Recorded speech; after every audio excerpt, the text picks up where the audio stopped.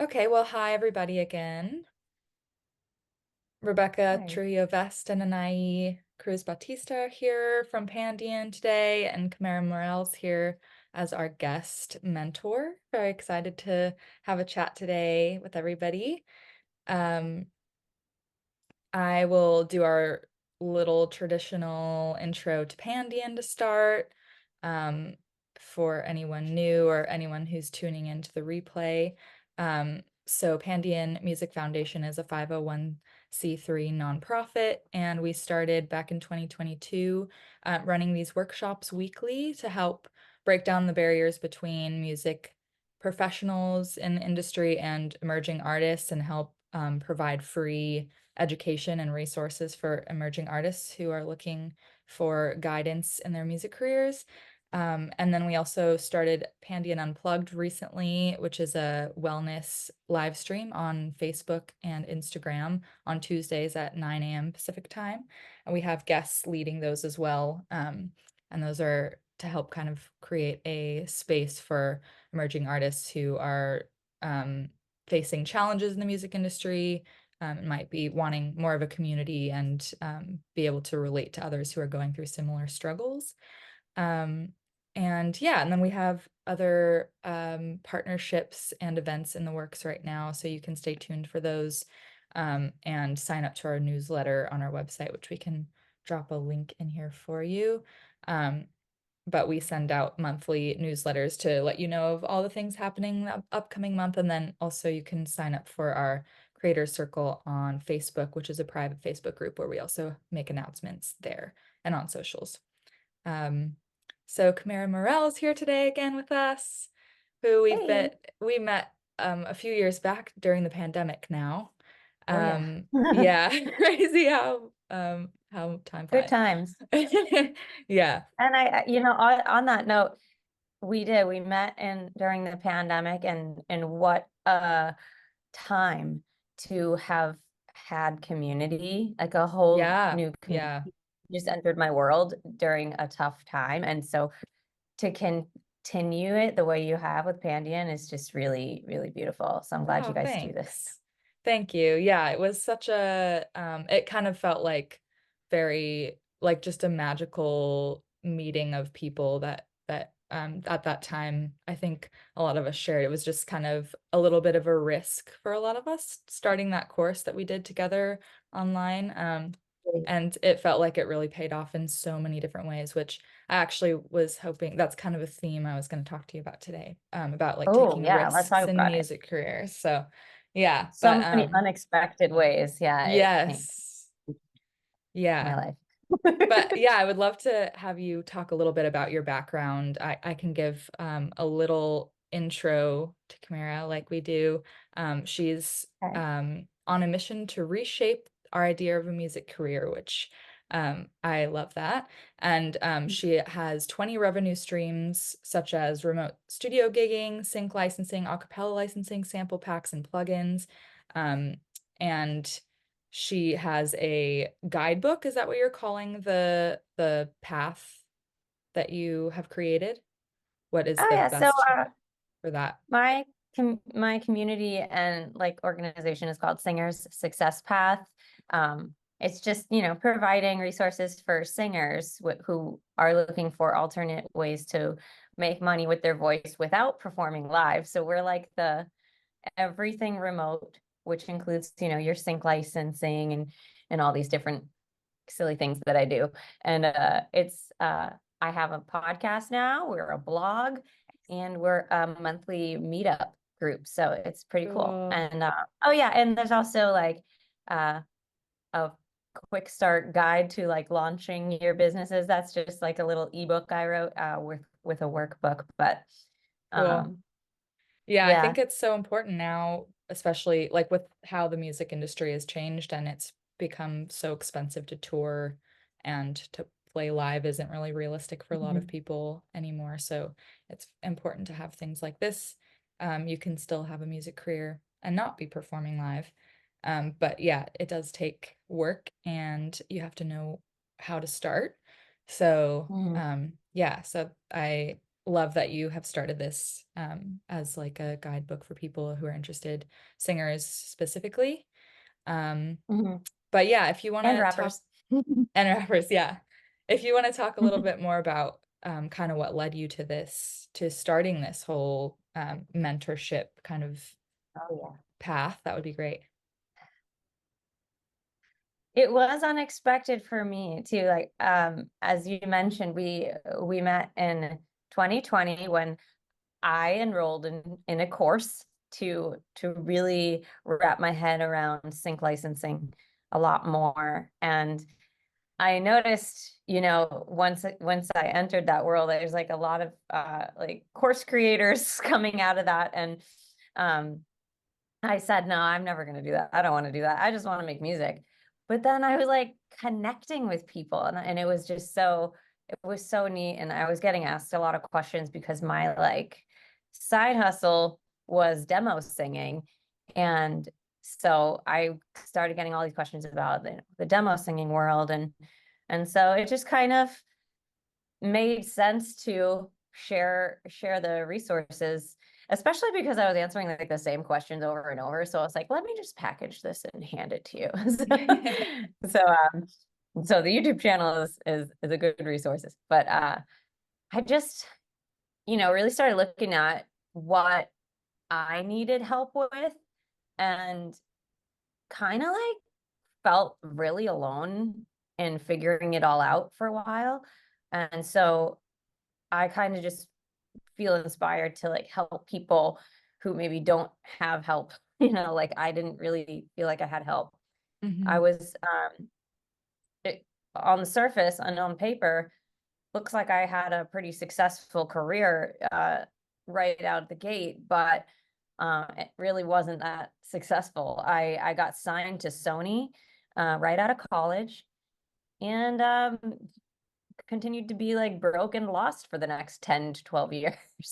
so, so you know, what really shifted everything was when a friend of mine offered to hire me to record a song for him. And I was like, wait, this isn't this isn't the path that I was on, but it's real money. And like, let me look at this. Let me see. Wait a minute. Like there's actually other ways I can make money. I kind of just was tunnel vision on I need to be a songwriter, placing songs on Beyonce and Taylor Swift and Katy Perry, and but that never really worked out for me. And so I started finding, new ways that I could be making money, and actually like feel like it was safe and practical, like a safe practical career, as opposed to this like chasing big placements that kind of never really happened. um so yeah, I guess like once I got my first taste of like there's another option, I just ran with it, and I was like, okay, how else can I do this? And so I came up with my list of 35 revenue streams for singers that are there that I just didn't know were there for the longest time. And so I share that list for free with everybody. And, I'm here if people want to talk about, certain revenue streams they want to try or tackle. Yeah, I love that. We were talking about demo singing and how you're starting to do some sound better work, Yeah, which is yeah. I actually didn't really know anything about demo singing at all. I didn't know that was even a thing that you could do, that people needed that. right. But yeah, but I found out I originally discovered it through just an artist, like an indie artist that I follow. And I was looking her up and how her path to music, and what it was. Sorry. Um, yeah. Hello. Yeah. So yeah, I was looking her up, her path to music, and then saw that she had done demo singing Mhm. before she got signed as an indie artist and all that. Um, and then kind of looked it up myself and then made a account on Sound Better. I can't remember how I found Sound Better. It might have been actually when we met through that community and people had Mhm. talked about that as a way to kind of freelance Yeah. as an artist.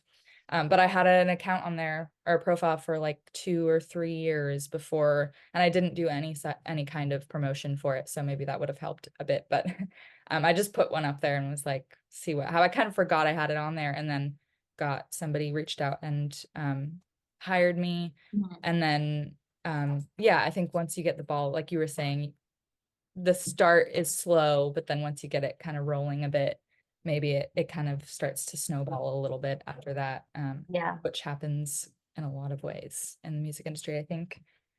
Yeah, it can Um, take on a life of itself too. Like I I don't do any promotion anymore, and I don't know, it's like people just keep hiring me over and over, and I just always have jobs in the queue. yeah, So it's such a blessing.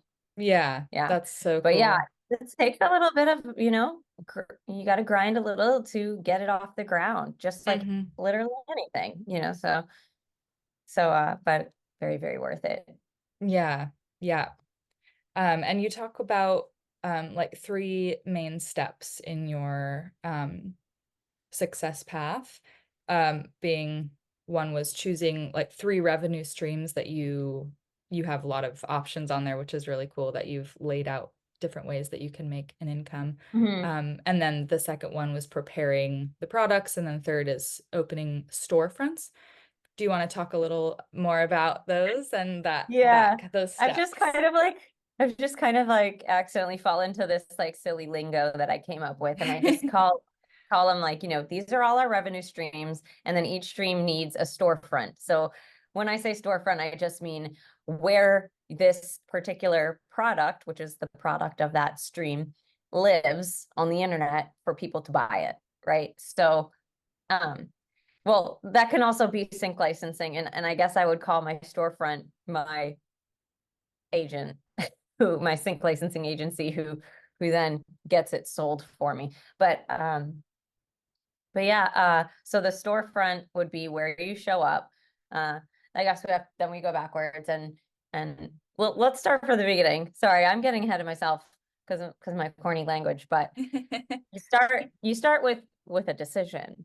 You gotta evaluate what revenue streams make sense for you based on your skills, based also on your financial needs in the short term and in the long term. So with that, for example, demo singing is one of those things that if people need more money like faster, I would recommend to start with demo singing, because it's like instant gratification. Once you get hired, you do the job, you get paid.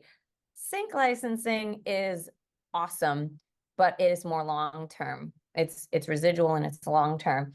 Um, so that's going to set you up for your future. So decide on your top three revenue streams. Don't go after 35 at once. That would be a lot.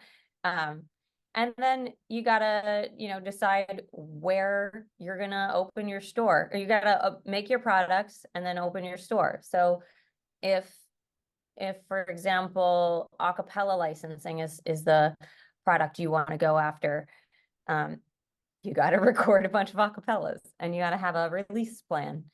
Like I recommend with acapella licenses that you release like once a week if you can do one song a week. Um, and then pick the right websites that already host it. I'm a big fan of leveraging these platforms that are already built for us, like these websites that already exist.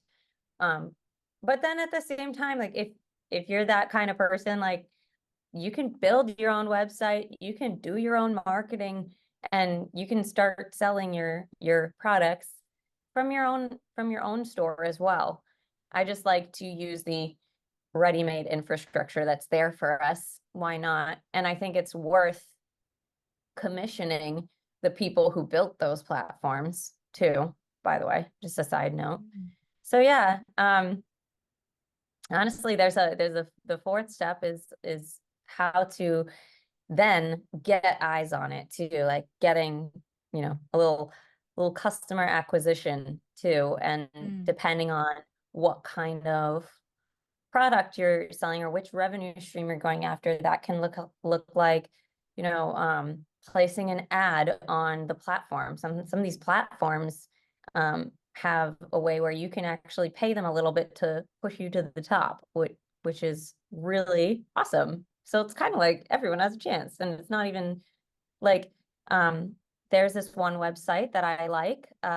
If you are doing demo singing, if you're here and you're not a singer, sorry to be so niche, but this kind of applies to this applies to producers, guitar players, mixing engineers. There's a website like Sound Better. It's called airgigs.com, AIRGIGS.com. And it's like a Sound Better, but it's just kind of a little easier to jumpstart.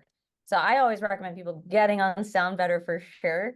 And then in the meantime, while you wait to become premium, because it is a long wait list, go on Air Gigs and you can buy an ad. I think it's like $45. And what that does is it puts you at the very top of their page.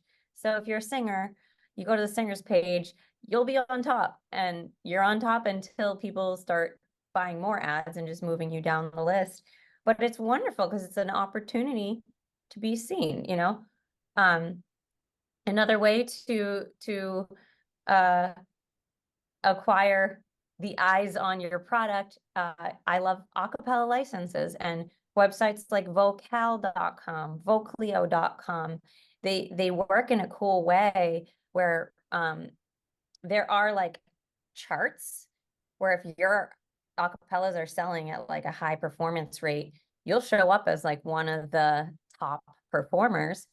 But then you're also, if you're brand new to the website, you can still also get visibility by just uploading something, and they have like a tab that says like new vocals. And as soon as you upload a new vocal, you're on the top. Same thing, as people start uploading more, you just move down the list. So I like a plan of releasing once a week, just so like every week you're just kind of like popping back up to the top, you know? Mm. So there's just all these little tricks and like hacks to these different revenue streams to get more visibility and acquire more customers. But word of caution, you can get more visibility and still not get hired if your product isn't ready. So that's why I'm like really adamant on teaching vocal production. That's actually been like my major focus for the last year, is like actually helping getting the products ready by way of teaching singers how to record themselves from home and vocal produce from home to get a really radio quality sound right from your own home. You know, I launched Yeah. all these revenue streams from my closet, my closet vocal booth, and then they afforded me to buy a vocal booth. That's good to hear that that can So work. yeah, Do you have any tips for people? Actually, before we, I guess, change to that subject, Mariana was saying that they experienced some troubles with getting seen on Sound Better. And with your experience with Sound Better, do you know if they allow for ads if or for promoting yourself on there? Is that, I haven't used that on there. they don't. Yeah. They don't. No, SoundBetter has their own system. And yes, this is Mariano, you're not alone. Like this is really everyone's dealing with the same thing. A girlfriend of mine just got accepted and she waited 2 years. I waited 8 months. But I got in 2019, so maybe it's even grown since then. Um, but I mean, it's easy for me to say like it's a great system because I'm already in and I'm enjoying the revenue, but it is, if you're patient, the system is built in a way to like sustain the site and to keep it working for everyone. The way they accept people is in waves. So and I can see when they do it, because I look at like the singers page and I'll see a bunch of new faces with a low amount of reviews. You can see like how many reviews someone has. And I know that they just accepted a big wave because towards the top, you'll see a bunch of newer singers. And that's so cool because, you know, for most of the time, like between acceptance waves, it's your visibility is based on your performance and like several algorithmic factors. But when you're accepted and you're brand new, you get boosted visibility in that first week or two. I think it's 2 weeks. You're like towards the top. So they give you 2 weeks to like try to book as many gigs as you can, and you can like catch the algorithm, and you can even become like number one um just in your first month on there, because you can get a lot of visibility and outperform people who've been on there for a long time. So they also have a cool system of how the job board works. So when you do get accepted to be premium, that you have access to the job board. And this is where people who need to hire post their jobs, but they can only receive 5 proposals per job. So it's not like, has anyone ever tried like voices.com for voiceover work?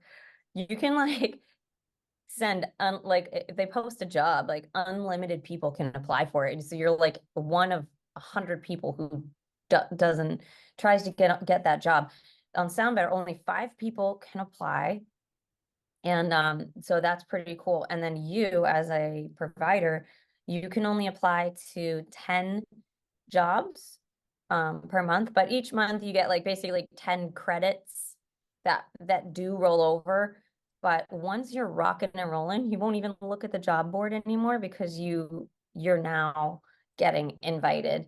But yeah, so I would love to share a couple tips to getting accepted, because you know part of it is a wait list, but then part of it is like they're looking at you and several applicants, and they're picking the best options each wave. So the number one way to get accepted is to have like kind of cool looking credits. Um, with anything algorithmic, like even like Instagram, like you got to keep the mindset of like, what does the website want? What would make Instagram happy? They want you Mm. on there engaging, this and that. What would make Sound Better happy? Think about it like that. And Sound Better wants a cool reputation of being this, really prestigious, vetted platform. So even though you might sound amazing, if you don't really have any cool sounding credits yet, you might not look as on paper, you might not look as cool as someone who does, right? So um that girl who waited 2 years like went and tried to gain more credits over time, and I think what ultimately got her accepted was adding new credits. She started reaching out to like bigger EDM DJs and just offering free vocals to them. She would like record acapellas and just send it to them. And she started getting those songs released. And then she was able to be like, aha, like I've worked with these big dance record labels now, and like I've worked with these artists. But sync licensing is a cool one. You can put your credits from sync licensing. And I just had this conversation with someone where like reality TV, are some of you in sync? I think a lot of us are. Like Yeah. reality TV doesn't really pay much, but it's kind of like an investment in accolades. It's kind of like a clout builder. So if you can now say like I've got songs on Hulu, boom, you're in. Like, and it's easier because it's easier to get reality TV placements. So if you can say like I have stuff on NBC, ABC, CBS that looks good, so that's an option. If you were an intern for someone cool, you can put their name down. If you worked with a producer who maybe doesn't have a well-known name, but they've worked with other huge people. I think I did that once. I think that's on my website somewhere. It'll say like I've worked with Louis Bell, and maybe people don't know who Louis Bell is. So in parentheses, I write Post Malone, Justin Bieber, Camila Cabello, and that's exciting. So just any way you can make your profile like flashier. If you've worked at Quad Studios, New York City, different things to just build yourself up. Um, Apply for awards like American Songwriter contest. If you win one of those, that looks cool. Like things like that. Or my song was played on this radio station. Like there, you got to get creative. There's a lot of ways to build yourself up, and it can be a little cringe, but what you're Just name doing is dropping. yeah, name dropping is a little cringe, but when you're shopping for a singer and you see that they worked with somebody, it can make you feel comfortable to hire them because you know that they're trustworthy, that they are professional. And so we're just showing people in as short amount of time as we can that, we're someone you can trust with your song, baby. So Mm. building up those credits and putting them on there is probably like the number one thing that gets you accepted, and then obviously your amazing demo reel. Mm. So yeah. Yeah, those are such good things to think about. It's I guess essentially it's like your resume, which, Mhm. if you're sending a resume out to get a job, you're going to put all the top things you've done on there. You're not going to Yeah, yeah, yeah. And the more you have, the better chance you would have to getting the job. So yeah, that's That's great to know the different ways that different platforms work. Like what we were saying, how Sound Better doesn't allow for the ads, but others might do that, and just kind of getting to know the platform and what they're looking for also, and which totally. helps on social media too, like you mentioned. Like if you're trying to get um grow your social media platforms, just to kind of, I mean, it's hard to know what the algorithms do sometimes, and they're changing a lot, I think, but but yeah, also if they like if something releases like a new feature, I think that is sometimes good to jump in. Like when Instagram started doing like reels, that was like a new thing and they were really trying to push that. And if you were someone that was like using Yeah. that feature a lot, that can help. I don't know if Mhm. Sound Better like releases new stuff like that sometimes, but um They do sometimes. yeah. They have now song feedback. You Oh can yeah, hire me to give cool. you song feedback. Oh, that's kind of And fun. it's called sound check. Cool. Hmm. That's good to know. Yep. But I mean, Cool. they haven't really too much new stuff, but one of the big ones too that may get overlooked is that it is an algorithmic factor on SoundBetter is profile completeness.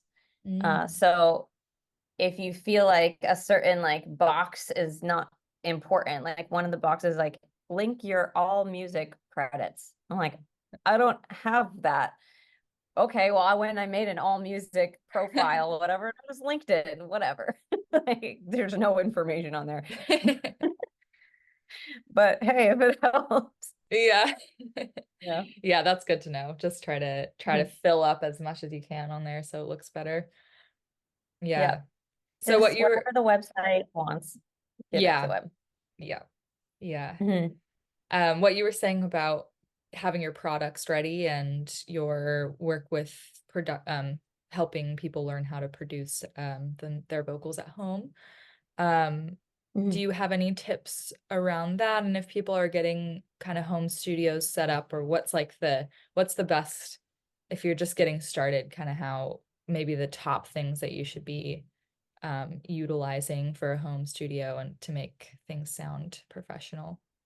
Yeah, if you're brand new and you're just getting started, um, you don't need to spend a ton of money on a new home studio setup. But if you are looking to get the best sound for a lower budget, spend the money on the microphone, and then spend the like a little bit more on maybe your interface next. But then everything else you can just buy like the lower end, and that's totally fine to get started. But whatever's going to affect your sound, um, like you don't need the best speakers. As a singer, like getting into demo singing, we don't have to mix our own vocals. So we send like a rough mix out, and then when they're happy with it, we send them all the raw stems and they mix it. Our job, we're getting hired to record the vocals. We just happen to also send you a pretty awesome sounding demo mix. But my favorite starter mic is the Bluebird. I think it's like 300 to 400 bucks.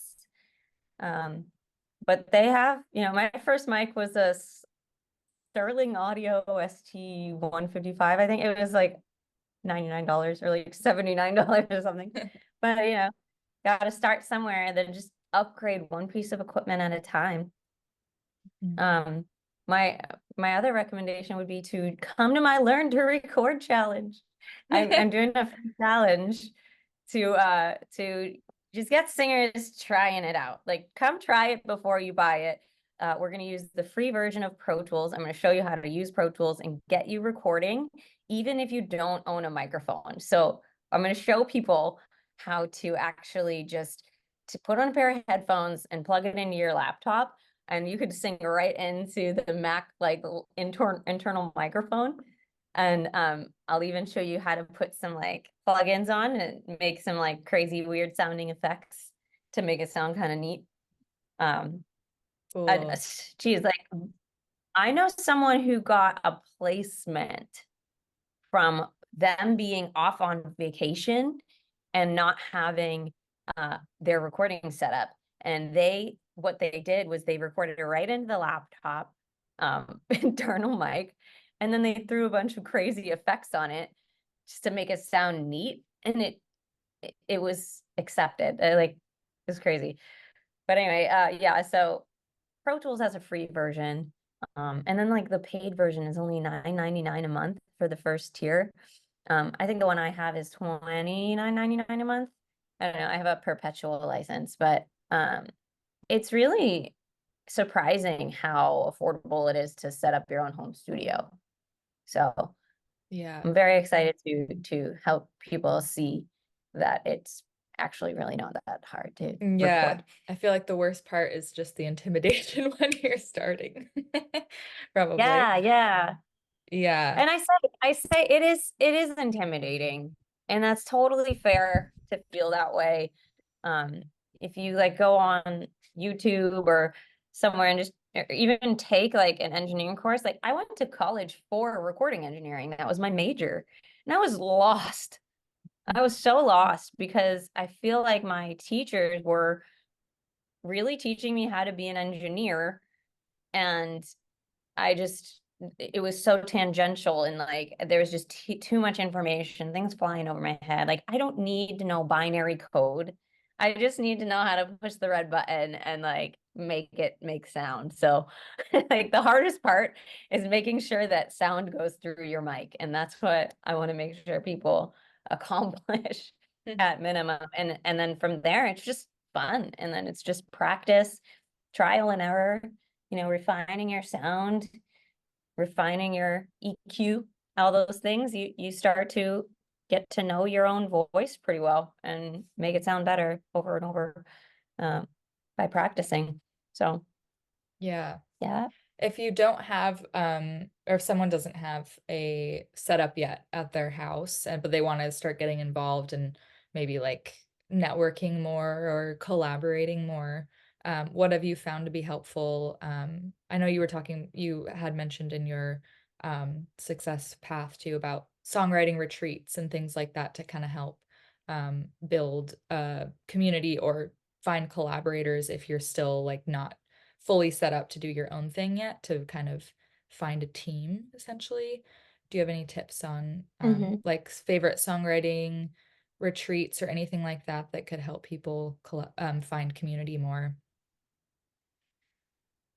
I don't Anything that you've know done? many songwriting retreats, but just in general, like if you want to be like a demo singer Mhm. or a sync songwriter, and you don't have a recording setup of your own, like I do know several people who do it as a partnership, and you have the singer and then the engineer, and they just split the revenue on all the projects. So that is one way to do it. But Mhm. even like my girlfriend who her boyfriend is her mixing engineer, so Mhm. she actually, it didn't take long before she just was like, all right, whatever, and she started recording herself and then passing it on to him to do the final edits and whatever. But and it's so unavoidable. Like you'll end up becoming an engineer on your own if you really start doing it at volume. But Mhm. you can totally start with a collaborator in sync writing. You know, you can write with somebody else who has a setup. You know, you write with producers who can record you.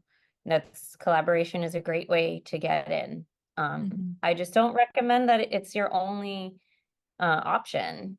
It's so freeing to have your own setup at home, even Mhm. if it's just to get the work tape done, even if it's just to get like the scratch ideas down, you know, that's really helpful, What you kind know. of helped you, like what I had mentioned before we were talking about like risk taking in a career, and what helped you in the beginning when you were starting off, kind of take the step to really commit to, or have you always kind of been, that was just always your path in music, but which some people it is, but others I Move think, to have LA. their, yeah, yeah, that's one way to do it. That's a risk. Yeah. Go very broke and yeah, dive right in. Yeah. Hit rock bottom. Rock bottom is a very powerful place. It's where you say, okay, I got to figure this the F out. I think that a lot of people are not executing on their goals because they're too darn comfortable. Mm, And so, you know, if you need to make it work, you will make it work. If you just, really give it your all. Um, yeah. If you have nothing to I lose, that makes it a bit easier, I guess, if you're at the bottom. It's only up mean, from yeah, there. Yeah. you just gotta believe in yourself, like just completely trust in the process and just go for it 100%. Mm, yeah. 90% won't be there. 100 will, Yeah. you know. Mariano's asking how you started breaking into sync and making relationships with agencies, and what was the process that led to success I and do it one notoriety. way. I have one strategy and it works every time. I collaborate with people who are already in the door. That's it. And then I'm in the doors and then I get to like collaborate with people who aren't and I get to bring them in and it's just this fun little web of helping each other out. It's that's the way I do it. I've never actually just like submitted music to a sync agency. Um, I've just always happened to work with people who are already in the door in some way. Mm, Um, but actually, let me correct myself slightly. The very first placement I got was before I even knew it was happening. I was just co-writing in college and I just was doing something. And that person submitted it to Crucial Music, which is one of those agencies that you can just submit to. Anyone can just submit to. And you just wait a little bit and they review it and they accepted it and they placed it in Melrose Place. And that was so cool. But um to really, really just get started, if you and your collaborators don't have any connections yet, go out, go and, submit to these agencies that accept unsolicited submissions because they exist. There's several out there. There's been so many new agencies popping up lately as well, and they need to build their catalogs, and they're probably going to work the hardest for you. So keep an eye out for brand new agencies as well, and they'll probably accept submissions. Other than that, I think things like this, like Pandion puts on these events where they'll bring in like a sync licensing agency rep to talk, like show up to their talk, and that might be a way to connect with them.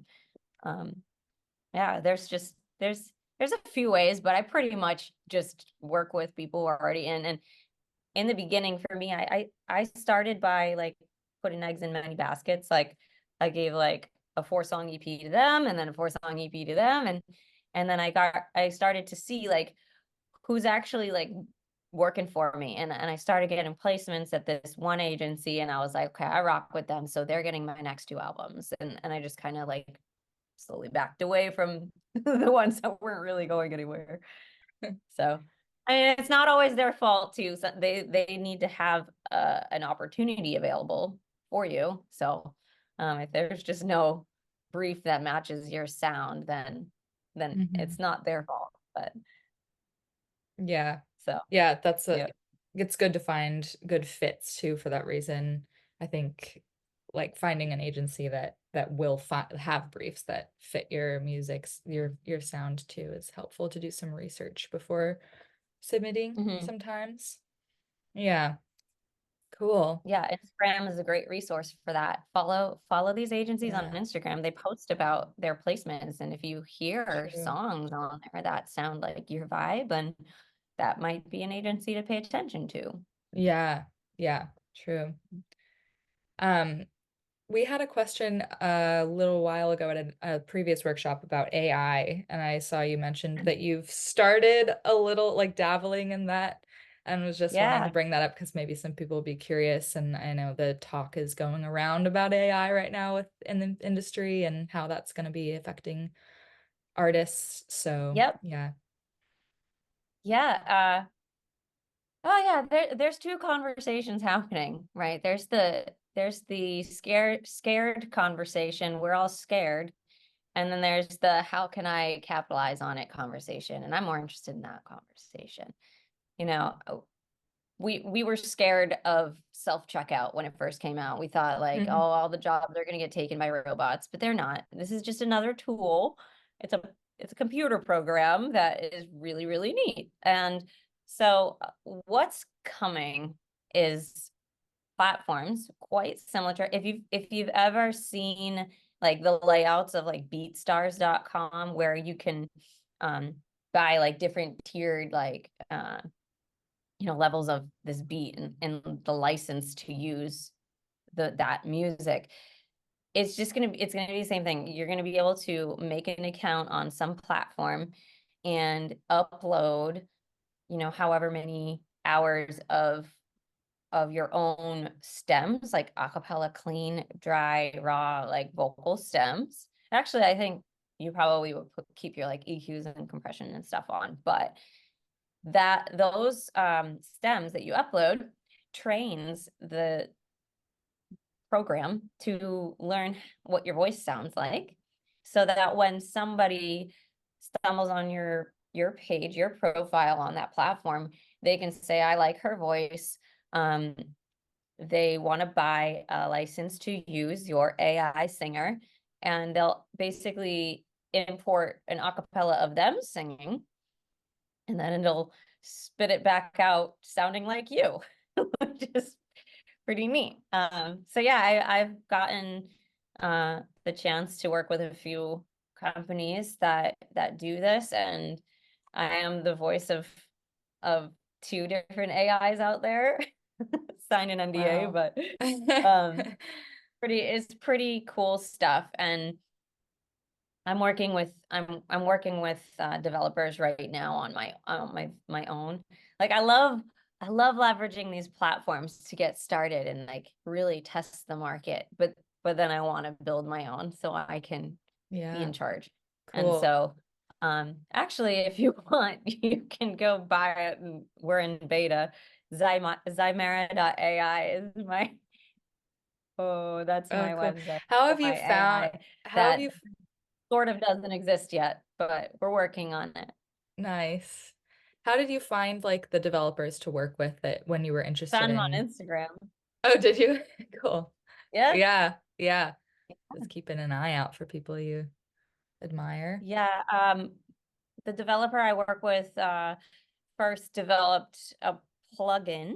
Um, they're called Soundware, and they make like VSTs. And so they have this VST called Silo, which is, if you know arcade output arcade, it's kind of similar to that, where it's like a sample library plugin.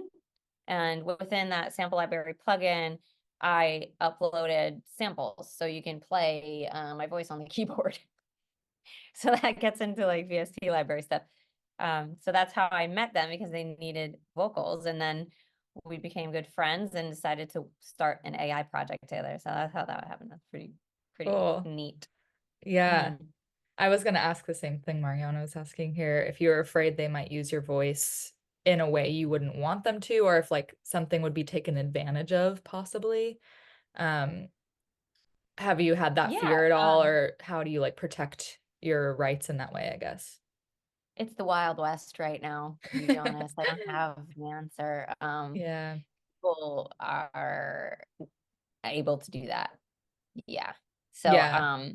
it's just a risk, but I'm I'm pleased with where I'm pleased with how poor the technology sounds right now. This sounds weird, but like I'm glad it still sounds pretty robotic. Sounds very obvious that it's an AI.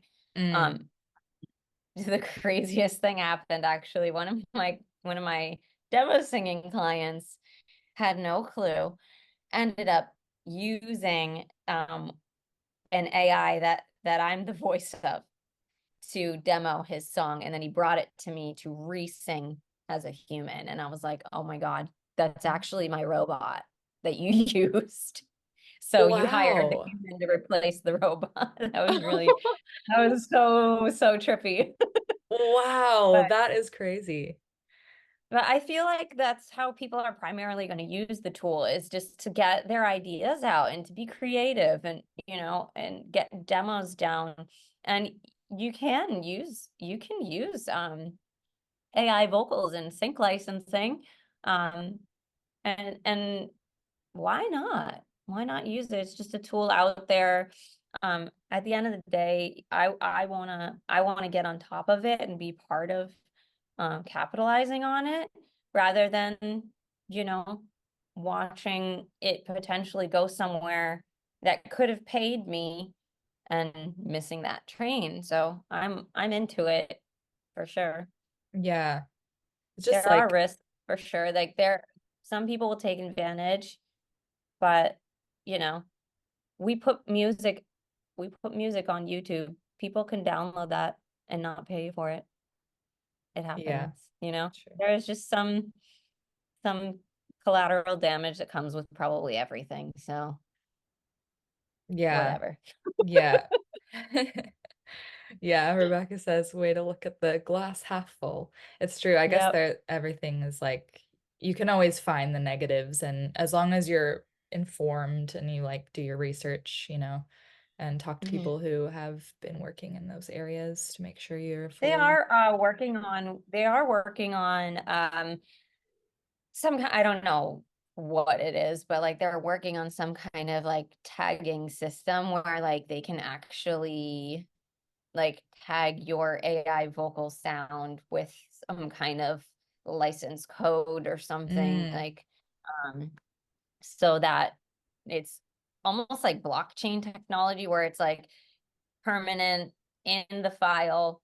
This is owned by so and so, and yeah, that's the cool. way for you to track if you deserve royalties off of releases. Mm-hmm. So it's like an ID tagging system where if somebody uses my AI voice, and I have in my agreement, like by using my AI, I get 10% of whatever your song.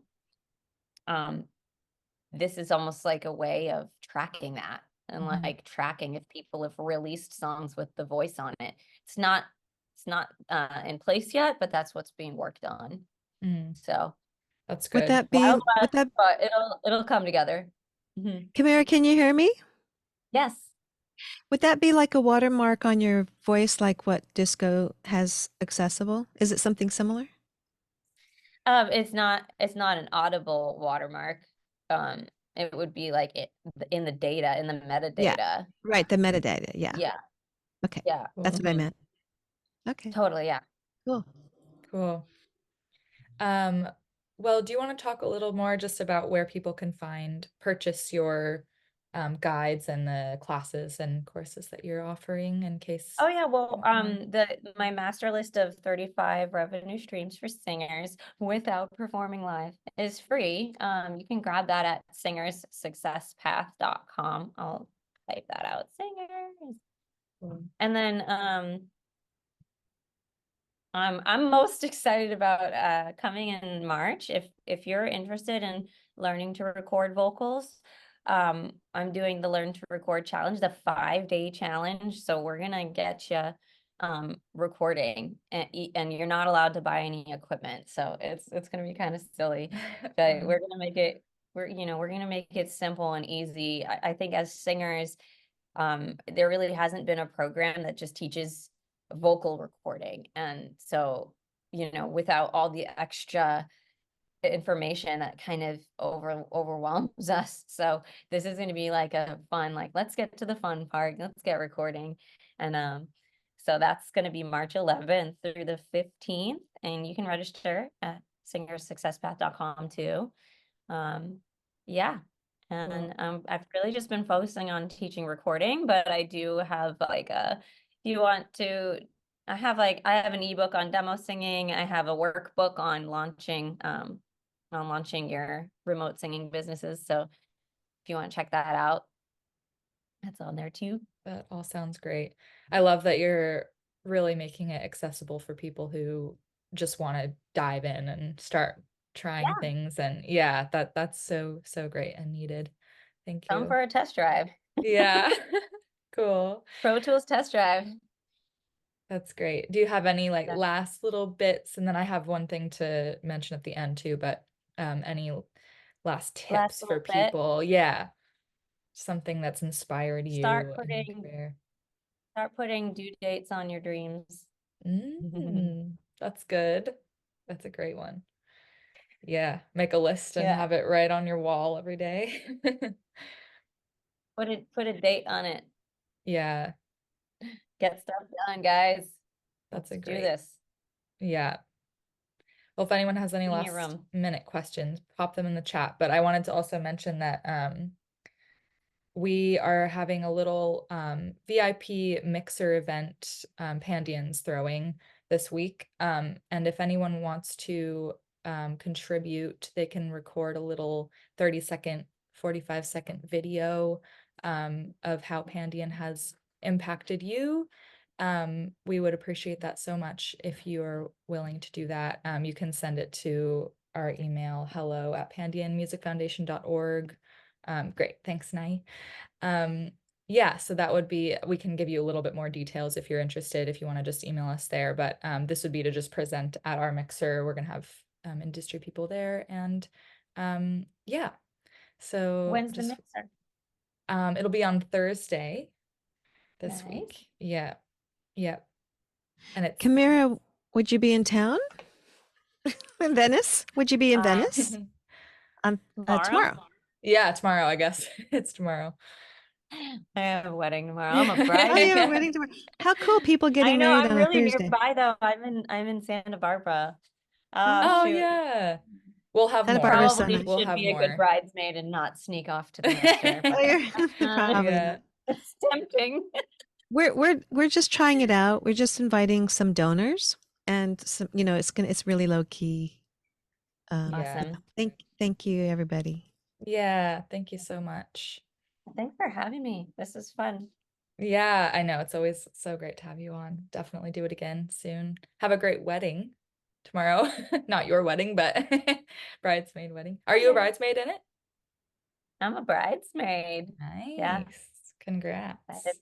That's fun. Very fun. How fun. Yeah. Thanks, guys. Nice meeting you. Yeah, thank you everybody for showing up and that I met today.